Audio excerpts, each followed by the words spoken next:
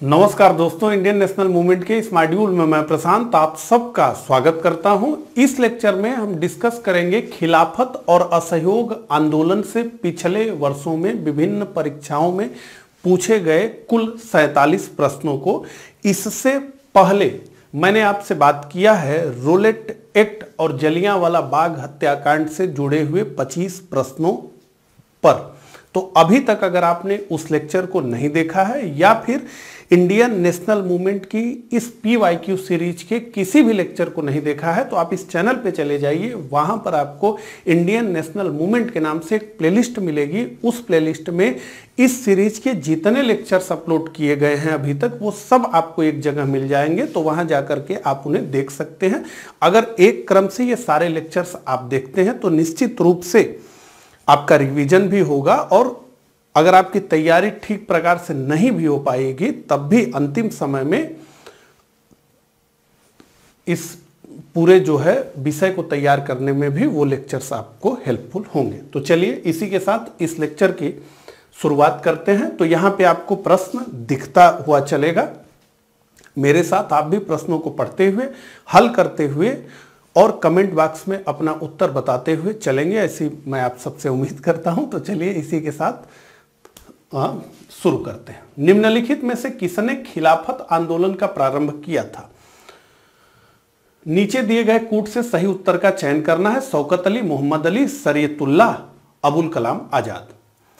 तो 1 और 2, 1, 3 और 4, 1, 2 और 3, 1, 2, 3, 4। तो इसका उत्तर है शौकत अली और मोहम्मद अली। हालांकि अबुल कलाम आजाद भी इससे जुड़े हुए थे, लेकिन ये दो प्रमुख नाम थे, एक शौकत अली का और दूसरा मोहम्मद अली का। इन्हें अली बंधु के नाम से जाना जाता था। तो अली बंधुओं ने भारत में खिलाफत आंदोलन को प्रारंभ किया था, और खिलाफत आंदोलन एक राजनीतिक और धार्मिक आंदोलन था जिसका उद्देश्य था ऑटोमन साम्राज्य की रक्षा करना और खिलाफत की रक्षा करना। जो ऑटोमन साम्राज्य था वहां का जो शासक था उसे जो है पूरी दुनिया के मुसलमान अपना खलीफा मानते थे, यानी कि मुसलमानों का पूरी दुनिया में सबसे बड़ा धार्मिक और राजनीतिक नेता। खलीफा को पृथ्वी पर, धरती पर खुदा की परछाई कहा गया।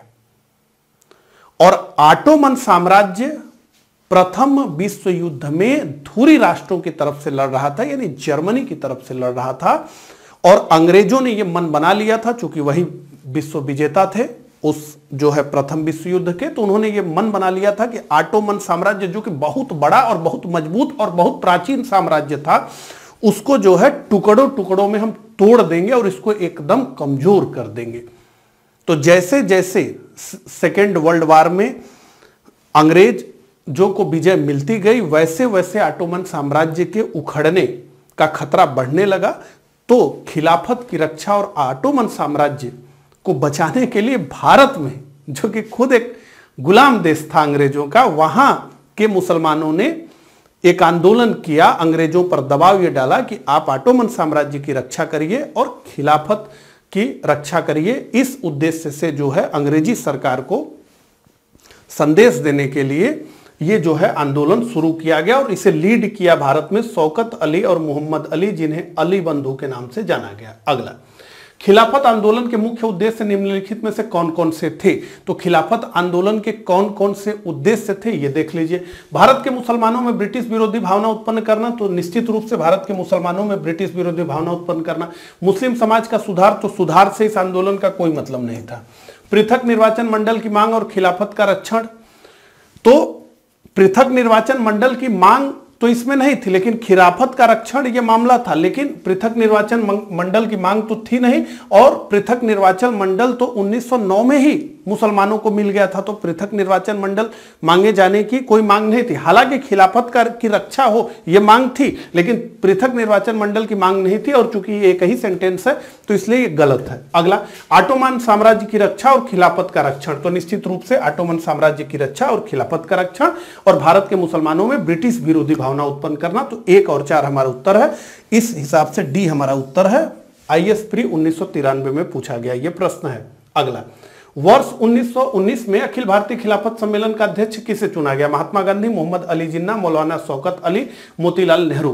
तो वर्ष 1919 में अखिल भारतीय खिलाफत सम्मेलन का अध्यक्ष चुना गया महात्मा गांधी को, क्योंकि महात्मा गांधी ने खिलाफत आंदोलन का समर्थन किया और यह कहा कि यह एक ऐसा हिंदू मुस्लिम एकता का अवसर आया है जो कि अगले 100 वर्षों में फिर कभी नहीं आएगा।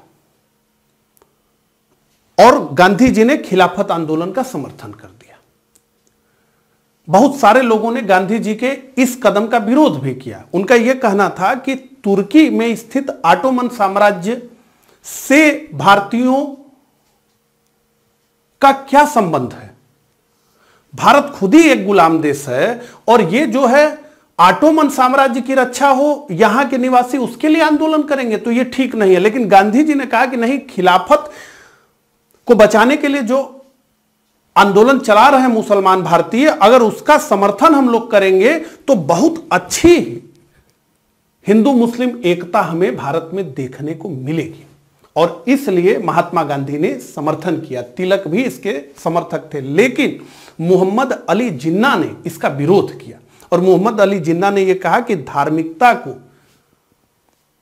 राजनीति में बढ़ाने की जरूरत नहीं है, मूल्यों और मौलवियों के हिसाब से जो है आंदोलन को नहीं चलाना चाहिए। इससे भारतीय राष्ट्रीय राजनीति में धार्मिक कट्टरता दीर्घावधि में बढ़ेगी, और जो कि निश्चित रूप से बढ़ी ही। तो नवंबर 1919 में यह सम्मेलन हुआ था जिसकी अध्यक्षता गांधी जी ने की थी। अगला, महात्मा गांधी ने खिलाफत आंदोलन का समर्थन क्यों किया? अब यह प्रश्न आ गया। खलीफा ने क्रांतिकारियों को शरण दी थी। गांधी जी ने अंग्रेजों के खिलाफ अपने आंदोलन में भारतीय मुसलमानों का सहयोग प्राप्त करना चाहा था। खलीफा ने भारत के स्वतंत्रता आंदोलन का समर्थन किया। खलीफा गांधी जी के अच्छे मित्र थे। स्थिति यह है कि जितने भी ऑप्शन बनाए गए उस समय तक खलीफा की स्थिति बड़ी नगण्य हो चुकी थी।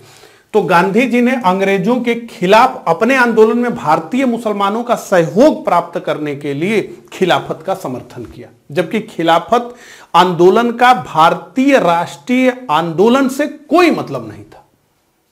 लेकिन उसके बाद भी गांधी जी ने इसका इसीलिए समर्थन किया क्योंकि उन्हें लगा कि अगर हम इसका समर्थन करेंगे तो भारतीय मुसलमान भी राष्ट्रीय आंदोलन में हिंदुओं के साथ आएंगे।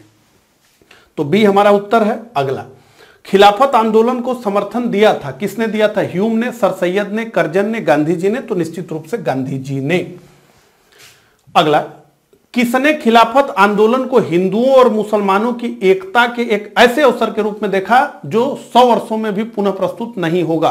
तो वही स्टेटमेंट जो मैंने कहा, अली बंधु, अबुल कलाम आजाद, महात्मा गांधी, खान अब्दुल गफ्फार खान। तो निश्चित रूप से महात्मा गांधी इसका हमारा उत्तर है। तो 6 का जो हमारा उत्तर है वो है सी, महात्मा गांधी। अगला, निम्नलिखित में से किस एक ने खिलाफत आंदोलन के दौरान हाजिक उल मुल्क की पदवी त्याग दी थी? मौलाना अबुल कलाम आजाद, मोहम्मद अली, शौकत अली, हकीम अजमल खान। तो हकीम अजमल खान ने हाजिक उल मुल्क की पदवी त्याग दी और उनको ये पदवी अंग्रेजों ने 1908 में प्रदान की थी। अगला, गांधी जी को किसने सावधान किया था कि मुस्लिम धार्मिक नेताओं उनके अनुयायियों के कट्टरपन को प्रोत्साहित न करें? आगा खां, अजमल खां, हसन इमाम, मोहम्मद अली जिन्ना। तो मोहम्मद अली जिन्ना ने गांधी जी को सावधान किया था कि मुस्लिम धार्मिक नेताओं और उनके अनुयायियों के कट्टरपन को प्रोत्साहित मत करिए, खिलाफत आंदोलन का कोई मतलब नहीं है। हालांकि ये स्टेटमेंट जो है पढ़ करके आपको लग रहा होगा कि मोहम्मद अली जिन्ना ने ऐसा कहा था। तो मोहम्मद अली जिन्ना को पहले बहुत सेकुलर नेता के रूप में देखा गया। हालांकि सेकुलर नेता के रूप में सर सैयद अहमद खान को भी पहले देखा गया, लेकिन सर सैयद अहमद खान को हम मानते हैं कि जो पाकिस्तान का निर्माण हुआ या पाकिस्तान का पूरा आंदोलन चला उसके पहले अगुआ वही थे। और जो स्वप्न जो है सर सैयद अहमद खान ने देखा या जिसकी अगुवाई की उसका को पूर्ण किया मोहम्मद अली जिन्ना ने। तो वो भी सेकुलर थे प्रारंभ में, ये भी सेकुलर थे और उन्होंने कहा कि मुस्लिम धार्मिक नेताओं उनके अनुयायियों को जो है प्रोत्साहित मत करिए, उनके कट्टरपन को मत बढ़ाइए। राष्ट्रीय आंदोलन में अगर कट्टरपन बढ़ेगा तो दिक्कत होगी। लेकिन फिर वही मोहम्मद अली जिन्ना मुस्लिमों के लिए एक अलग राष्ट्र पाकिस्तान के लिए उन्होंने अपना पूरा जीवन लगा दिया और अंततः जो है भारत का विभाजन करा करके ही माने। अगला, निम्नलिखित में से किसने महात्मा गांधी के खिलाफत आंदोलन भागीदारी की भर्त्सना की थी? मोहम्मद अली, शौकत अली, अबुल कलाम आजाद, M.A. जिन्ना। तो निश्चित रूप से डी इसका उत्तर है, जिन्ना। आगे बढ़ते हैं। निम्नलिखित में से किससे खिलाफत आंदोलन का परिणाम कौन था? क्या खिलाफत आंदोलन का परिणाम था, यह पूछा जा रहा है। हिंदू मुस्लिम मतभेदों में कमी आई, भाषा की समस्या तीव्र हुई, हिंदू मुस्लिम दंगे बढ़े, हिंदुओं को दबाया गया। तो निश्चित रूप से हिंदू मुस्लिम मतभेदों में कमी आई, लेकिन यह तभी तक कमी आई जब तक कि असहयोग और खिलाफत आंदोलन समाप्त नहीं हो गया। जब तक आंदोलन साथ साथ चला तब तक तो हिंदू मुस्लिम भी साथ साथ चले, लेकिन फिर जो है इनके बीच मतभेद बढ़े और इसके कुछ ही वर्षों के बाद भारत में कई जगहों पर तीव्र दंगा हुआ। तो केवल आंदोलन के दौरान, और वो भी आंदोलन में जो मुस्लिम नेताओं का रुख था वो क्या था? सांप्रदायिक था, क्योंकि वो असहयोग आंदोलन के लिए, असहयोग और खिलाफत आंदोलन साथ साथ में चला, लेकिन खिलाफत का मुद्दा अलग था और असहयोग का नेता मुद्दा अलग था। और मुस्लिम लीडरशिप जो है खिलाफत के मुद्दे के लिए सड़क पर उतरी थी, असहयोग के मुद्दे के लिए नहीं। उनका प्रथम मुद्दा वही था। तो वही कहते हैं ना कि अभी तो साथ साथ चलना है समंदर की सफाओं में, किनारे पर ही देखेंगे किनारा कौन करता है। तो समुद्र में एक ही नाव पर ये दोनों लोग सवार थे, तो किसी के पास विकल्प नहीं था नाव को छोड़ने का। लेकिन जब नाव किनारे पहुंच गई तब देखा गया, यानी ये आंदोलन की समाप्ति के बाद ये मतभेद में जो कमी आई थी वो आगे जाकर के बढ़ गई। किनारे पर आने के बाद दोनों लोग अलग अलग हो गए, विकल्प मिल गया। अगला, वह व्यक्ति जिसने 4 अप्रैल 1919 को दिल्ली की जामा मस्जिद के प्रवचन मंच से हिंदू मुस्लिम एकता पर भाषण दिए थे, वे थे महात्मा गांधी, महामना मालवीय, लाला लाजपत राय, स्वामी श्रद्धानंद। ABCD। स्वामी श्रद्धानंद ने 30,000 मुस्लिमों की भीड़ को इस सभा में संबोधित किया था और उस समय हिंदू मुस्लिम एकता के कई प्रतिमान देखने को मिलते थे। सिखों ने स्वर्ण मंदिर की चाबियां, जो प्रतीकात्मक चाबी थी, वो जो है डॉक्टर सैफुद्दीन किचलू को सौंपी थी। तो इस तरह से बहुत जो है प्रतीकात्मक हिंदू मुस्लिम एकता इस दौरान हमें देखने को मिली थी। तो उसी में एक जो है स्वामी श्रद्धानंद का मामला है, इन्होंने संबोधित किया था। अगला, कांग्रेस ने खिलाफत आंदोलन का समर्थन किया मुख्यतः खलीफा की पुनः स्थापना के लिए, खलीफा को हटाने के लिए, मुसलमानों की सहानुभूति प्राप्त करने के लिए, कांग्रेस में जिन्ना को हाशिए पर लाने के लिए। तो खलीफा की पुनः स्थापना के लिए तो निश्चित रूप से, और मुसलमानों की सहानुभूति प्राप्त करने के लिए, ये तो सबसे महत्वपूर्ण था, इसी का ये प्रतिफल। तो 1 और 3, और 1 और 3 हमें कहां दिख रहा है? तो ए में दिख रहा है, यानी 12 का जो हमारा उत्तर है वो है 1 और 3, यानी ए। अगला, निम्नांकित में से किस भारतीय नेता ने खिलाफत आंदोलन का समर्थन नहीं किया था? जवाहरलाल नेहरू ने, मदन मोहन मालवीय ने, मोहम्मद अली ने, स्वामी श्रद्धानंद ने। तो निश्चित रूप से इसका उत्तर है मदन मोहन मालवीय ने खिलाफत का समर्थन नहीं किया था। इनको समझ नहीं आया कि खिलाफत का आंदोलन भारत में क्यों चलाया जा रहा है, भारत के तुर्की या ऑटोमन साम्राज्य से क्या संबंध है। अगला, वर्ष 1920 की खिलाफत कमेटी की सभा जिसने गांधी को सहयोग आंदोलन के नेतृत्व को संभालने का अनुरोध किया था वह किस शहर में हुई थी? BPSC pre 1994, Lucknow, Lahore, Allahabad. तो इसका उत्तर है C, इलाहाबाद। आगे बढ़ते हैं। इस मिसाल में हम मुसलमानों को हिंदुओं से भिड़ा नहीं पाए। निम्नलिखित में से कौन सी घटना से एचिंसन के इस कथन का संबंध है? 1857 का विप्लव, चंपारण सत्याग्रह, खिलाफत और असहयोग आंदोलन, 1919-1922। उत्तर हमारा सी है। ठीक है, IS प्री 2000 में पूछा गया था प्रश्न ये। 1921 का मोपला आंदोलन शाखा थी खिलाफत आंदोलन की, 1857 के स्वतंत्रता संग्राम की, स्वदेशी आंदोलन की, असहकार आंदोलन की। तो 1921 में मोपला आंदोलन हुआ केरल के मालाबार इलाके में, और खिलाफत से ही जुड़ा हुआ एक नेता था मुदलियार, उसी के नेतृत्व में जो है ये आंदोलन हुआ। और वहां पर स्थिति क्या थी कि ये जो मोपला थे ये मुसलमान थे, कुछ तो बहुत पहले से विदेशी देशों से आकर के वहाँ बसे थे, कुछ कन्वर्टेड मुसलमान थे और इनकी संख्या बहुत थी और इनके पास संसाधन उस प्रकार के नहीं थे। और नंबूदरीपाद ऐसे करके जो हिंदुओं का जो उच्च वर्ग था उसके जमींदार थे और बड़े बड़े थे। तो देखिए इसको किसान विद्रोह के रूप में दिखाया गया है, इतना बताया नहीं गया है। लेकिन अगर अलग से आप मोपला विद्रोह को पढ़ें तो मोपला विद्रोह निश्चित रूप से जो है हिंदुओं के विरुद्ध किया गया एक सुनियोजित हमला था और बड़ी दुर्दशा हुई इस जो है मोपला विद्रोह के दौरान हिंदुओं की। तो ये तो हम लोगों को इसी के असहयोग आंदोलन से जोड़ करके पढ़ा दिया जाता है, लेकिन अगर आप अलग से मोपला विद्रोह को पढ़ेंगे तो आपको स्पष्ट रूप से पता चलेगा कि हिंदुओं के साथ बड़ा भयानक तरीके से जो है अत्याचार किया गया था। ठीक है, अगला, निम्नलिखित में से किसने 1920 के नागपुर के भारतीय राष्ट्रीय कांग्रेस के अधिवेशन में असहयोग के प्रस्ताव को प्रस्तावित किया था? CR दास ने, एनी बेसेंट ने, BC पाल ने, मदन मोहन मालवीय ने। तो निम्नलिखित में से CR दास ने 1920 के नागपुर के भारतीय राष्ट्रीय कांग्रेस के अधिवेशन में असहयोग के प्रस्ताव को प्रस्तावित किया था। हालांकि CR दास पहले इसके विरोधी थे, लेकिन अंततः उन्होंने भी इसको समझा और इसे प्रस्तावित किया। अगला, भारतीय राष्ट्रीय कांग्रेस ने पहला सहयोग आंदोलन किस वर्ष में शुरू किया? 1917 में, 1918 में, 1920 में, 1928 में। तो 1 अगस्त 1920 से असहयोग आंदोलन प्रारंभ हुआ था ऐसा माना जाता है। तो C हमारा उत्तर है। अगला, महात्मा गांधी द्वारा चलाया गया प्रथम जन आंदोलन था? असहयोग आंदोलन, नमक आंदोलन, भारत छोड़ो आंदोलन, नील आंदोलन। तो निश्चित रूप से इसका उत्तर है असहयोग आंदोलन। आगे बढ़ते हैं, निम्न में से कौन सा एक असहयोग आंदोलन को प्रारंभ करने का कारण नहीं था? तो क्या क्या कारण थे असहयोग आंदोलन को प्रारंभ करने के? खिलाफत का प्रश्न, नमक कानून, पंजाब में अत्याचार, रोलेट एक्ट। तो पंजाब में अत्याचार, रोलेट एक्ट यानी जलियांवाला बाग हत्याकांड की बात हो रही है। उसके बाद मार्शल लॉ लगाया गया और मार्शल लॉ के दौरान पंजाब में बहुत सारे अत्याचार किए गए।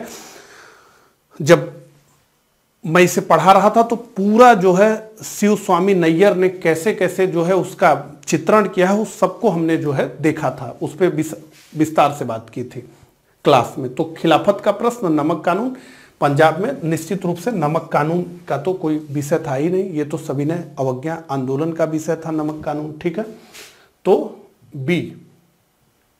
अगला, 1 वर्ष में स्वराज का नारा गांधी जी ने कब दिया? दांडी मार्च के समय, असहयोग आंदोलन के समय, सविनय अवज्ञा आंदोलन के समय, गोलमेज सम्मेलन के समय।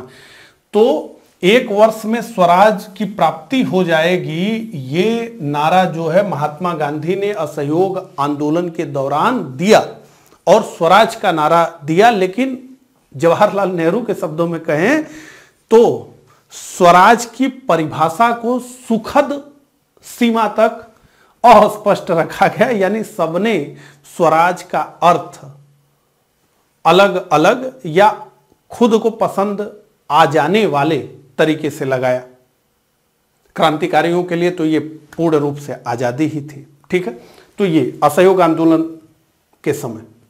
अगला, 1919 के सुधारों की भारतीयों की आकांक्षाओं को पूर्ण करने में असफलता के साथ मॉन्टेग्यू चेम्सफोर्ड सुधार की बात हो रही है। भारतीय राष्ट्रीय कांग्रेस ने स्वराज अथवा स्वशासन हेतु आंदोलन किया नेतृत्व में महात्मा गांधी के, जी के गोखले के, बाल गंगाधर तिलक के, मोतीलाल नेहरू के। अब ये देखिए इतना बड़ा स्टेटमेंट दिया गया और प्रश्न में कोई दम नहीं है महात्मा गांधी के। अगला, 1 वर्ष के भीतर स्वराज की प्राप्ति लक्ष्य था किस आंदोलन का? तो सविनय अवज्ञा, गृह शासन, निश्चित रूप से असहयोग आंदोलन का ये लक्ष्य था। अगला, निम्नलिखित कथनों में से कौन सा असहयोग आंदोलन के संबंध में सही नहीं है? इस आंदोलन की अवधि वर्ष 1920 से 1922 तक थी, बिल्कुल थी। 1 वर्ष के भीतर स्वराज की प्राप्ति इसका लक्ष्य था, तो गांधी बाबा ने तो ऐसा ही कहा था। इसमें बहिष्कार की योजना थी, निश्चित रूप से बहिष्कार की योजना थी और खूब विदेशी वस्त्रों का बहिष्कार किया गया। M.A. जिन्ना ने इस आंदोलन का समर्थन किया था? नहीं किया था। M.A. जिन्ना ने इस आंदोलन का समर्थन नहीं किया था क्योंकि कई नरमपंथियों को ये नए प्रकार का जन आंदोलन अंधेरे में छलांग लगाने जैसा लगा और उन्होंने कांग्रेस की सदस्यता त्याग दी। उसमें से M.A. जिन्ना भी एक थे। अगला, गांधी जी के असहयोग आंदोलन में लोगों को शराब से परहेज। अब ये देखिए, बहुत रोचक प्रश्न आपके सामने आ गया है, बहुत रोचक प्रश्न। गांधी जी के असहयोग आंदोलन में लोगों को शराब से परहेज करने का आग्रह किया गया। शराबबंदी गांधी जी के रचनात्मक कार्यों में से एक था। फलस्वरूप सरकार के राजस्व में भारी कमी आई। एक प्रदेश की सरकार ने लोगों को फिर से शराब पीने को प्रेरित करने के लिए प्रमुख व्यक्तियों की एक सूची प्रसारित की जो शराब पीते थे। उस प्रदेश का नाम बताइए। देख रहे हैं कैसा प्रश्न है। तो दो सरकारों ने ऐसा किया, एक बिहार और दूसरी उड़ीसा। हालांकि इस ऑप्शन में है बिहार, तो हमारा उत्तर होगा बी।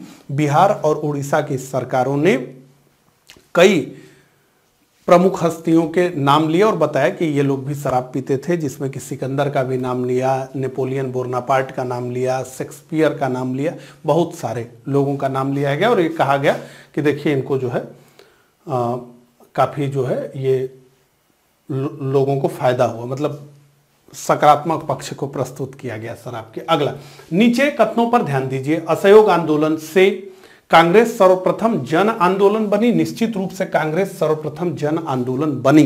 असहयोग आंदोलन से ही कांग्रेस जो है भारतीय जनता के बेहद करीब पहुंची और गांव-गांव तक पहुंची। इतना विस्तार कांग्रेस का कभी नहीं था। हिंदू मुस्लिम एकता में वृद्धि हुई तो निश्चित रूप से वृद्धि तो हुई ही। जनता के मन से ब्रिटिश शक्ति का भय हट गया तो निश्चित रूप से हट गया। ब्रिटेन की सरकार भारतीयों को राजनीतिक रियायत देने को राजी हुई तो कोई राजनीतिक रियायत तो नहीं दी गई, क्योंकि इससे पहले ही 1919 का अधिनियम आ गया था और उसके बाद फाइनली 1935 में अधिनियम आया था, तो ऐसा कोई रियायत तो देखने को नहीं मिली। तो 4 तो नहीं है, तो 1, 2 और 3 है। तो 1, 2 और 3 हमको कहां दिख रहा है? बी में दिख रहा है, तो बी हमारा उत्तर है, 26 का बी। आगे बढ़ते हैं। ब्रिटिश सरकार ने महात्मा गांधी को जो उपाधि दी थी और जिसे उन्होंने असहयोग आंदोलन में वापस कर दिया वह थी Hind Kesari, Kesare Hind, Rai Bahadur, right touch, honourable. तो केसर ए हिंद, केसरे ए हिंद की उपाधि ब्रिटिश सरकार ने गांधी जी को दिया था। गांधी जी जब भारत आए 1915 में तो उन्होंने प्रथम विश्व युद्ध में ब्रिटिश सरकार की मदद की और कई जगह जो है उन्होंने स्वयंसेवकों के कोर को बनाया कि अगर कोई स्थिति ऐसी आती है तो युद्ध में ये स्वयंसेवक जाएंगे। तो युद्ध प्रयासों में जो है गांधी जी ने मदद किया ब्रिटिश राज का। इसके बदले में ब्रिटिश राज ने गांधी जी को केसरे हिंद की उपाधि दी थी, जिसे जो है इन्होंने लौटा दिया। एक तुलुप पदक भी मिला था इनको जो है दक्षिण अफ्रीका के लिए, उसको भी इन्होंने लौटा दिया था। अगला, निम्न में से किसने असहयोग आंदोलन के दौरान अपनी वकालत छोड़ दी थी? महात्मा गांधी ने, मदन मोहन मालवीय ने, तेज बहादुर सप्रू ने, चित्तरंजन दास ने। तो इसका उत्तर है महात्मा गांधी, मदन मोहन मालवीय, तेज बहादुर सप्रू, चित्तरंजन दास। तो 28 का जो हमारा उत्तर है वो है डी। तो बहुत सारे लोगों ने असहयोग आंदोलन के दौरान अपनी जमी जमाई वकालत को छोड़ा, जिसमें मोतीलाल नेहरू और जवाहरलाल नेहरू पिता पुत्र द्वय, इसके अलावा राजेंद्र प्रसाद, इसके अलावा जो है विट्ठल भाई पटेल, वल्लभ भाई पटेल, भाई दूज, ये दोनों लोग भाई थे। ये सारे लोग, बहुत सारा नाम है इसमें। अगला, निम्नलिखित में से किसने असहयोग आंदोलन को समर्थन दिया परंतु इसके परिणाम नहीं देख सके?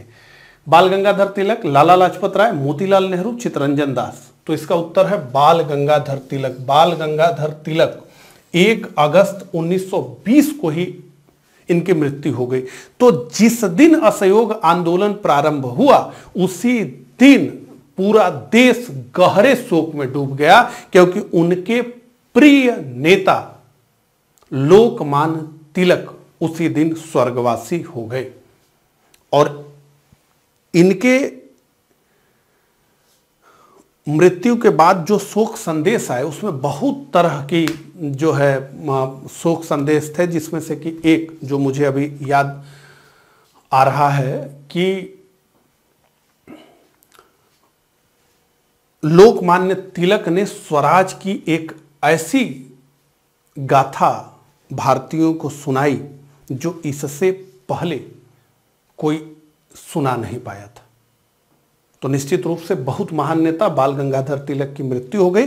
और यह भी कहा जाता है कि असहयोग आंदोलन के दौरान जो प्रथम चरण में कार्यकर्ता गांधी जी के साथ इंटैक्ट होकर के खड़े हुए और जिन्होंने असहयोग आंदोलन को आधार प्रदान किया, वो जो है बाल गंगाधर तिलक के होम रूल लीग के ही कार्यकर्ता थे, जिनसे जो है गांधी जी ने संपर्क किया था।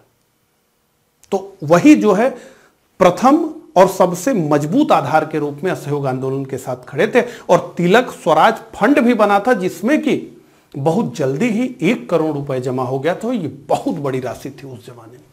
इन्हीं के नाम से फंड बना था असहयोग आंदोलन के दौरान, तिलक स्वराज फंड उसका नाम था। तो बाल गंगाधर तिलक इसका उत्तर है। अगला, किस क्षेत्र में राहुल सांस्कृत्यायन 1920 के सहयोग आंदोलन में सक्रिय थे? देखिए यहां से असहयोग को हटा दिया गया और यहां सहयोग कर दिया गया। तो अर्थातो घुमकड़ी, छपरा, दिल्ली, लखनऊ, पटना। तो इसका उत्तर है छपरा। ये जो है बिहार पीएससी में पूछा गया है। यह निश्चित रूप से एक स्थानीय प्रकार का प्रश्न है। अगला, निम्नलिखित में से कौन चौरी चौरा कांड की वास्तविक तिथि है? फरवरी 5, 1922, फरवरी 4, 1922, फरवरी 2, 1922, फरवरी 6, 1922। देखिए कई किताबों में फरवरी 5, 1922 ये भी लिखा है, लेकिन अब लेटेस्ट ये बात है कि फरवरी 4, 1922 ठीक है। तो ये इसका उत्तर मैं आप लोगों पर छोड़ता हूं। असहयोग आंदोलन के दौरान गोरखपुर जिले के चौरी चौरा नामक स्थान पर मूल्य वृद्धि वगैरह कई कारणों को लेकर के कई किसान जो है आंदोलनरत थे, जिसको कि पुलिस हटाने के लिए गई। तू मैं हुआ, पुलिस ने गोली चला दी, 1-2 लोगों की मृत्यु हो गई। अब जो उग्र भीड़ थी वो जो है थाने का उसने घेराव कर लिया, थाने में आग लगा दिया और करीब करीब 20 से ज्यादा पुलिसकर्मियों को जो है मार दिया गया। इस घटना ने पूरे देश को स्तब्ध कर दिया और इसी घटना के कारण जो है महात्मा गांधी ने असहयोग आंदोलन को वापस ले लिया। ठीक है। अगला, चौरी चौरा किस जनपद में स्थित है? तो निश्चित रूप से देवरिया, गोरखपुर, कुशीनगर, महाराजगंज। तो इसका उत्तर है गोरखपुर। अगला, किस घटना के कारण गांधी जी ने असहयोग आंदोलन वापस लिया था? काकोरी कांड, चौरी चौरा कांड, जलियांवाला बाग कांड, मुजफ्फरपुर कांड। तो निश्चित रूप से चौरी चौरा कांड इसका उत्तर है। अगला प्रश्न, या इसी को देखेंगे तो एक सेकंड। हां, अगला ये प्रश्न है, चौरी चौरा घटना के समय महात्मा गांधी कहां थे? दिल्ली में, कलकत्ता में, चौरी चौरा में, बारदौली में। तो बारदौली में महात्मा गांधी थे चौरी चौरा की घटना के बाद। और 12 फरवरी 1922 को प्रसिद्ध बारदौली प्रस्ताव जो है पारित हुआ और इसी प्रस्ताव के माध्यम से असहयोग आंदोलन को वापस ले लिया गया। और गांधी जी के इस कदम ने कई राष्ट्रवादियों को बुरी तरीके से दुखित कर दिया और उन्होंने ये कहा कि चौरी चौरा की एक घटना को आधार बना करके इतने बड़े आंदोलन को वापस नहीं लिया जाना चाहिए। और कई लोगों ने या क्रांतिकारियों ने इसे महात्मा गांधी के धोखे के रूप में देखा कि जब देश जो है त्याग प्रदर्शित कर रहा था, लोग जो है स्वराज प्राप्ति के लिए पूरी तरीके से तैयार खड़े थे, तो ऐसे में एक घटना को आधार बना करके असहयोग आंदोलन को वापस नहीं लिया जाना चाहिए था। तो गांधी जी ने यह धोखा दिया। हालांकि गांधी जी ने स्पष्ट रूप से कहा कि हमारा आंदोलन प्रारंभ से अहिंसक था और अब चूंकि आंदोलन में इतने बड़े स्तर पे हिंसा हो गई है तो अब आंदोलन को जारी रखने का कोई सेंस नहीं बनता है। तो उन्होंने 12 फरवरी 1922 को प्रसिद्ध बारदौली प्रस्ताव के माध्यम से इस आंदोलन को वापस ले लिया। अगला, असहयोग आंदोलन 1920 में प्रारंभ हुआ था, बताइए यह कब समाप्त हुआ? 1920 में, 1921 में, 1922 में, डी 1924 में। तो निश्चित रूप से 12 फरवरी 1922 को गांधी जी द्वारा असहयोग आंदोलन को वापस ले लिया गया। चलिए आगे बढ़ते हैं और अगले प्रश्न को देखते हैं।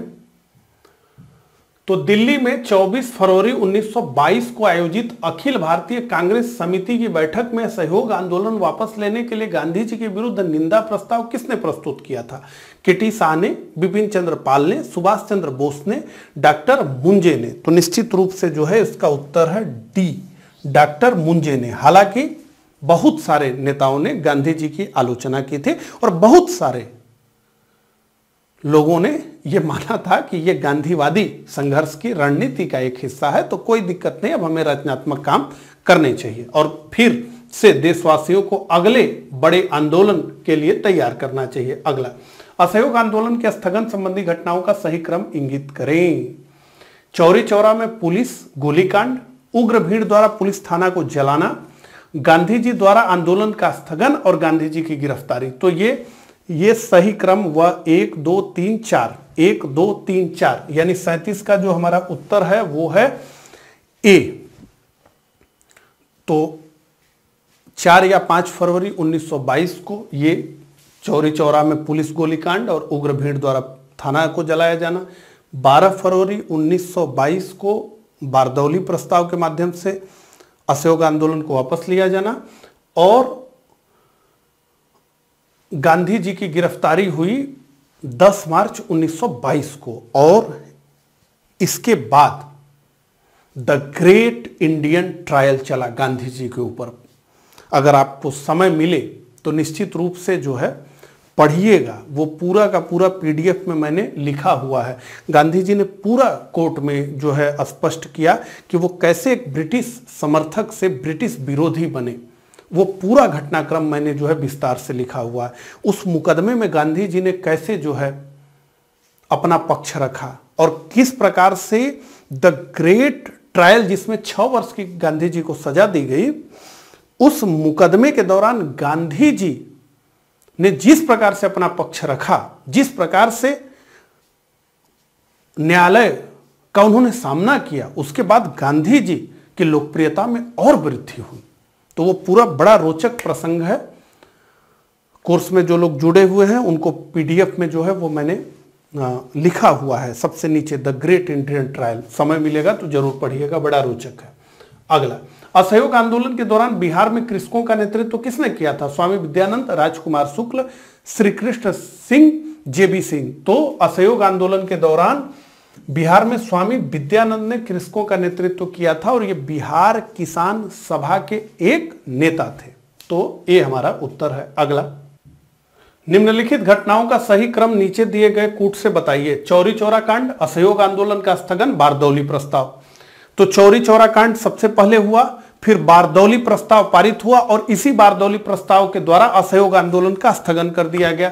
तो चौरी चौरा पहले नंबर पे होगा, बारदौली प्रस्ताव दूसरे नंबर पे होगा और असहयोग आंदोलन का स्थगन तीसरे नंबर पे होगा। तो 1, 3 और 2 सी इसका हमारा उत्तर है। आगे बढ़ते हैं। 1923-28 के काल में भारतीय राजनीति में क्रांतिकारी कार्यविधियों की पुनरावृत्ति का कारण था। क्या कारण था? हरदयाल और लाला लाजपत राय जैसे नेताओं का बढ़ता हुआ प्रभाव, गांधी जी द्वारा असहयोग आंदोलन का स्थगन, विदेशी घटनाओं का प्रभाव, भारतीयों की मांगों को अंग्रेजों द्वारा अस्वीकार किया जाना। तो देखिए, गांधी जी द्वारा असहयोग आंदोलन का स्थगन बहुत बड़ा कारण रहा, क्योंकि क्रांतिकारियों ने गांधी जी में अपनी निष्ठा दिखाई थी और क्रांति के रास्ते से हट करके अहिंसक असहयोग आंदोलन को उन्होंने अपना समर्थन दिया। लेकिन जैसे ही असहयोग आंदोलन को गांधी जी ने वापस लिया, वैसे ही क्रांतिकारियों को यह स्पष्ट हो गया कि गांधीवादी तरीके से उन्हें आजादी मिलने वाली नहीं है। तो भारत में जो है यह महत्वपूर्ण कारण है क्रांतिकारी गतिविधियों की पुनरावृत्ति की। असहयोग आंदोलन के दौरान विदेशी वस्त्रों के लिए जलाए जाने पर किसने महात्मा गांधी को लिखा कि यह निष्ठुर बर्बादी है? मदन मोहन मालवीय, रविंद्रनाथ टैगोर, शौकत अली, मोतीलाल नेहरू। देखिए कितने एग्जाम्स में पूछा है। इसका उत्तर है रविंद्रनाथ टैगोर। रविंद्रनाथ टैगोर रचनात्मक कार्यों पर इनका ज्यादा जोर था। उनका कहना था कि ये जो है विध्वंसक टाइप का कार्य है, विदेशी वस्त्रों की होली जलाना, और ये कहीं ना कहीं बर्बादी हो रही है। तो ये अपने एक पत्र में जो है गांधी जी को इन्होंने लिखा था। इनका रचनात्मक कार्यों पर जोर था, उनको ये लगा कि ये ठीक नहीं, तो रविन्द्रनाथ टैगोर इसका उत्तर 41 का अगला। निम्नलिखित संस्थाओं में से कौन असहयोग आंदोलन 1920-22 के दौरान स्थापित की गई? काशी विद्यापीठ, गुजरात विद्यापीठ, जामिया मिलिया, काशी हिंदू विश्वविद्यालय। तो देखिए असहयोग आंदोलन के दौरान बहुत सारी संस्थाओं का निर्माण किया गया, ठीक उसी प्रकार जैसे स्वदेशी आंदोलन के दौरान किया गया था। तो इस दौरान काशी विद्यापीठ, गुजरात विद्यापीठ, जामिया मिलिया इस्लामिया 1919 और 1922 के दौरान स्थापित किए गए। लेकिन काशी हिंदू विश्वविद्यालय तो इससे पहले ही यानी 1916 में ही उसकी स्थापना हो गई थी, बनारस हिंदू यूनिवर्सिटी की, ठीक है। तो ये इससे पहले ही हो गया था असहयोग आंदोलन के। अगला 1921-22 के असहयोग आंदोलन का मुख्य प्रतिफल क्या था? हिंदू मुस्लिम एकता, सूबों को अधिक शक्तियां, केंद्रीय विधायिका सदन में चुने हुए सदस्यों की संख्या में वृद्धि, भारतीय राष्ट्रीय कांग्रेस विभाजन। तो निश्चित रूप से ए ही बचता है, तो यही हमारा उत्तर होगा, हिंदू मुस्लिम एकता में वृद्धि। अगला निम्नांकित में किसका सुमेल नहीं है? 1885 भारतीय राष्ट्रीय कांग्रेस की स्थापना, 1905 बंगाल विभाजन, 1909 मार्ले मिंटो सुधार, 1930 असहयोग आंदोलन। असल में यही सुमेलित नहीं है, ये सविनय अवज्ञा आंदोलन होना चाहिए। निम्नलिखित में से कौन सही सुमेलित है? 1940 भारतीय राष्ट्रीय कांग्रेस का लाहौर अधिवेशन, बिल्कुल सुमेलित नहीं है। 1931 राजगुरु को फांसी, तो भगत सिंह, राजगुरु और सुखदेव 23 मार्च 1931 को इनकी फांसी, तो ये तो सुमेलित है। 1921 असहयोग आंदोलन का प्रारंभ तो 1920 में हुआ। 1920 रूलेट सत्याग्रह, तो ये 1919 में हो गया, तो एक ही सुमेलित है यानी बी। आगे बढ़ते हैं। निम्नलिखित वक्तव्यों पर विचार कीजिए। महात्मा गांधी द्वारा 1922 में असहयोग आंदोलन स्थगित कर दिया गया, निश्चित रूप से कर दिया गया।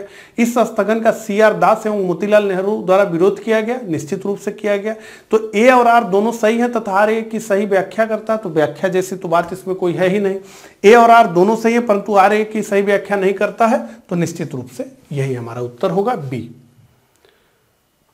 अगला, असहयोग आंदोलन के दौरान किसने पटना कॉलेज छोड़ा जबकि उसकी परीक्षा के केवल 20 दिन ही बचे थे? ये बीपीएससी में पूछा गया प्रश्न है, ये एक प्रकार से वहां का स्थानीय प्रश्न है।